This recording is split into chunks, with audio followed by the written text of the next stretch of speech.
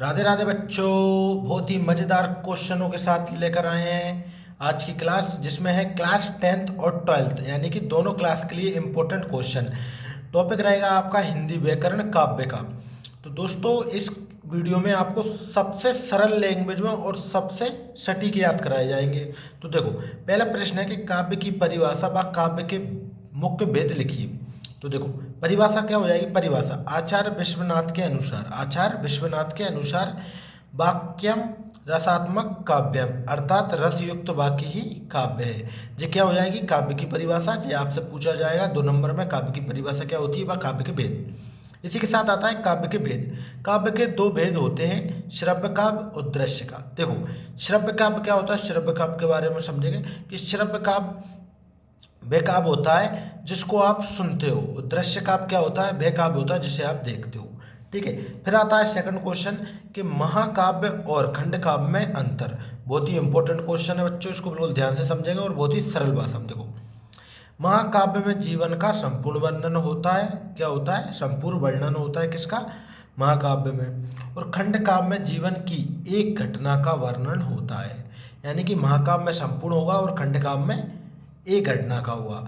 और महाकाव्य में पात्रों की संख्या अधिक होती है, जबकि खंड काव्य में पात्रों की संख्या कम होती है। इसी के साथ इसमें अनेक रसों का वर्णन होता है, इसमें केवल एक रस का वर्णन होता है। जो हो जाएगा खंड काव्य एवं महाकाव्य में अंतर। इसी के साथ आता है नेक्स्ट प्रश्न नंबर 3 है कि महाकाव्य किसे कहते हैं। जिन काव्य में महान व्यक्ति के जीवन का संपूर्ण वर्णन होता है महाकाव्य कहते हैं। ठीक है। महाकाव्य एवं रचयिता, ये तो परिभाषा हो जाएगी। ठीक है, किसे कहते हैं यह परिभाषा। उसी के साथ आपको ये भी लिख कर रहना होगा लास्ट में कि महाकाव्य एवं रचयिता। महाकाव्य का नाम हो जाएगा रामचरितमानस और रचयिता कौन है, तुलसीदास। यानी कि जो रामचरितमानस है वो किसने लिखी है, तुलसीदास ने। इसी के साथ नेक्स्ट प्रश्न आएगा, प्रश्न नंबर 4 रहेगा आपका, बहुत ही इंपॉर्टेंट है, बिल्कुल ध्यान से समझेंगे। प्रश्न नंबर 4 क्या कह रहा है आपसे। प्रश्न नंबर 4 इस प्रकार कह रहा है कि हिंदी के 3 महाकाव्यों के नाम, हिंदी के 3 महाकाव्यों के नाम तथा उनके रचयिताओं के नाम लिखना है। ठीक है, प्रश्न जो है तो इसका उत्तर भी यही होगा। क्या हो गया प्रश्न, देखिए आपका प्रश्न हो चुका है कि 3 महाकाव्यों एवं 3 रचयिताओं के नाम पूछा है। तो देखो उत्तर महाकाव्य और रचयिता। पहला हो जाएगा महाकाव्य कामायनी, जो किसने लिखा है, जो लिखा है जयशंकर प्रसाद ने। इसी के साथ नेक्स्ट आ जाएगा साकेत, जो किसने लिखा है, जो लिखा है मैथिली शरण गुप्त ने। इसके बाद नेक्स्ट रहेगा रामचरितमानस, जो किसने लिखा है, तुलसीदास ने। जो हो जाएंगे 3 महाकाव्य एवं उनके रचयिताओं के नाम। इसी के साथ नेक्स्ट प्रश्न आएगा आपका कि खंड काव्य किसे कहते हैं। जिस काव्य में जीवन के किसी एक घटना का वर्णन होता है उसे खंड काव्य कहते हैं। खंड काव्य तथा रचयिता का नाम लिख कर आओगे, एंड में क्या रखोगे, खंड काव्य तथा रचयिता। खंड काव्य हो जाएगा पंचवटी, जो किसने लिखा है, मैथिली शरण गुप्त ने लिखा है। इसी के साथ आएगा हिंदी के 3 खंड काव्य के नाम तथा उनके रचयिता के नाम लिखिए। तो हिंदी के 3 खंड काव्य कौन कौन से हैं और उनके रचयिता कौन कौन से हैं। तो देखो, इधर खंड काव्य है, इधर है रचयिता। तो पहला हो जाएगा खंड काव्य पंचवटी, जो किसने लिखा है, जो लिखा है मैथिली शरण गुप्त द्वारा रचिता है जी। ठीक है। इसी के साथ आता है नेक्स्ट सुदामा चरित। सुदामा चरित किसने लिखा है, नरोत्तम दास ने लिखा है, इसके रचिता जो हो जाएंगे।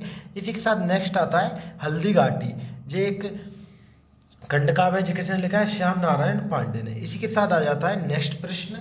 नेक्स्ट प्रश्न क्या है, प्रश्न नंबर 7 है कि महाकाव्य की 2 विशेषताएं लिखिए।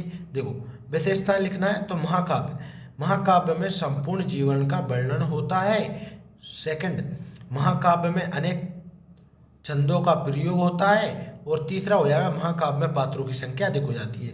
2 विशेषताएं पूछी है, अपन 3 याद कर लेंगे सरल सी। ठीक है, एक भी नंबर नहीं कटेगा, बहुत ही सरल विशेषताएं। इसी के साथ नेक्स्ट विशेषताएं आई कि खंड काव्य की 2 विशेषताएं लिखिए। देखो, खंड काव्य में मानव के किसी एक घटना का वर्णन होता है, जबकि महाकाव्य में क्या होता था, संपूर्ण वर्णन होता था। खंड काव्य छोटा है तो इसमें एक ही घटना का वर्णन होगा।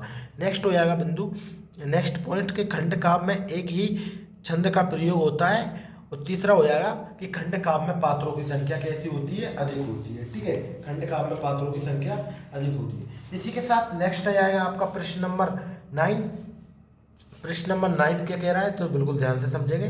प्रश्न नंबर 9 है आपका कि शब्द शक्ति कितने प्रकार की होती है, नाम भी लिखिए। तो आपको मात्र नाम और शब्द शक्ति कितने प्रकार की होती है ये पूछा जाएगा। तो शब्द शक्ति 3 प्रकार की होती है। पहला अभिधा, दूसरा लक्षणा और तीसरा व्यंजना। ठीक है। इसी के साथ नेक्स्ट आएगा प्रश्न नंबर 10, लास्ट है कि शब्द गुण कितने प्रकार के होते हैं। शब्द गुण 3 प्रकार के होते हैं, जिसका उत्तर हो जाएगा। ठीक है। पहला हो जाएगा मधुर है, दूसरा हो जाएगा प्रसाद, तीसरा हो जाएगा ओज। ठीक है दोस्तों, तो आज हमने क्या पढ़े, आज हमने पढ़े क्लास 10th और 12th के लिए हिंदी व्याकरण, जो टॉपिक था आपका काव्य। काव्य से रिलेटिव जितने भी क्वेश्चन आते हैं वो इस वीडियो में पूरे पढ़ लिए हैं, वो भी इम्पोर्टेंट। यदि आप हमारे चैनल एस्पोर्ट सुमित स्टडी पर न्यू हो तो प्लीज़ चैनल को सब्सक्राइब करें। ठीक है।